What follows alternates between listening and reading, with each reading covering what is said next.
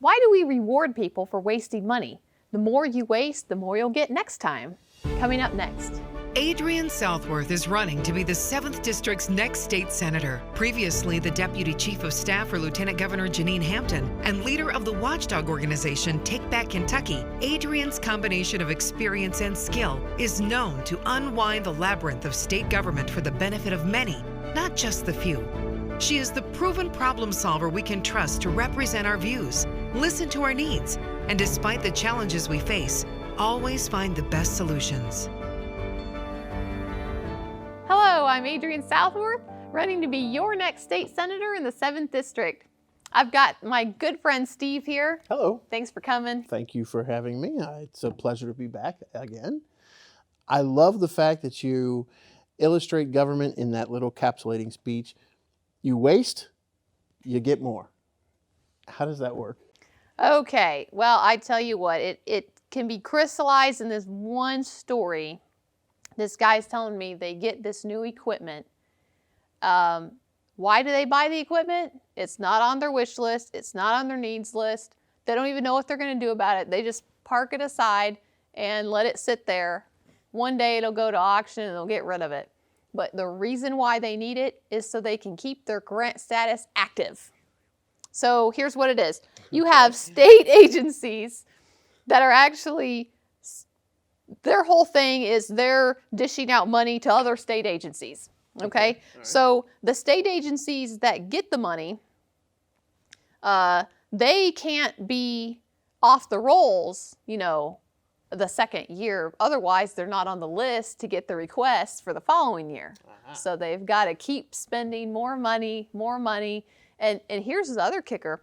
Sometimes you're not allowed to spend less than the past year.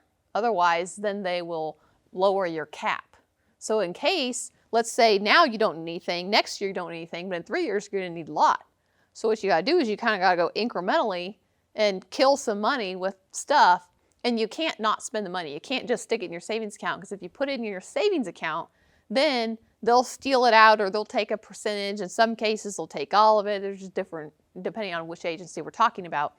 But it's called, basically, it's use it or lose it.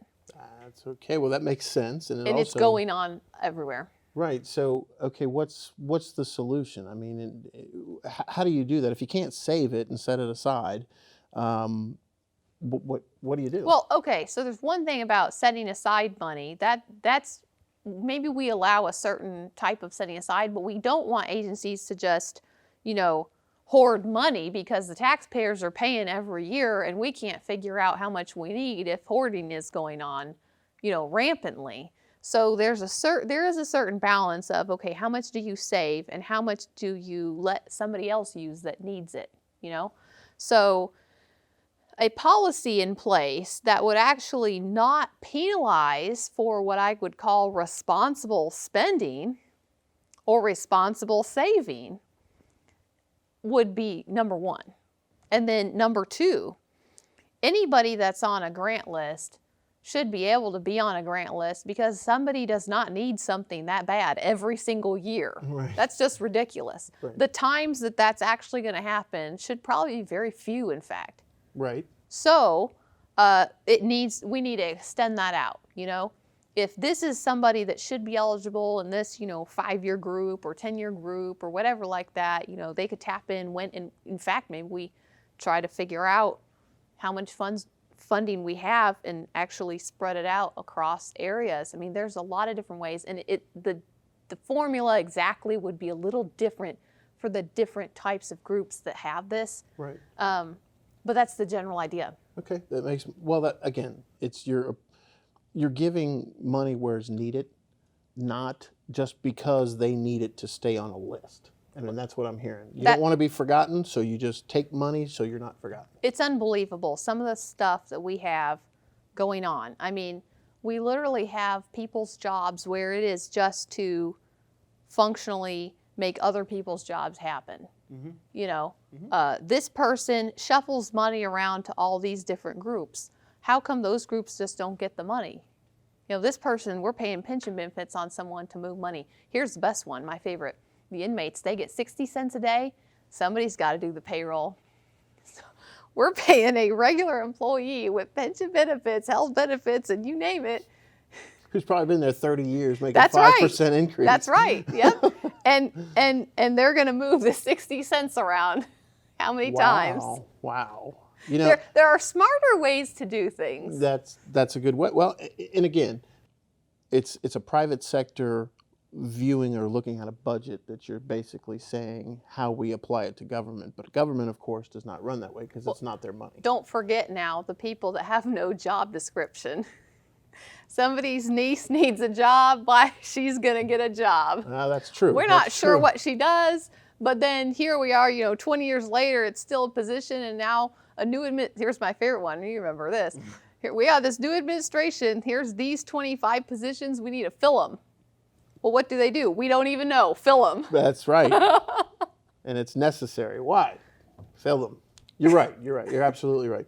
So, okay, I mean, just more of a fiscal approach or a fiscal responsible approach of, again, knowing, telling the money where to go instead of the money telling you where it's going. In other words, we just need to fill these 12, so we just fill these 12. Why are we filling these 12 is the real question. It's a principled approach and understanding why we're doing things and having the public service mindset behind every move you make. Not this is what they think should be done, expected to be done, how it's always been done. When you're in a spot where we are financially, you better find a way to work smarter and not harder, because there is a limit to how much we're going to be able to find in new money.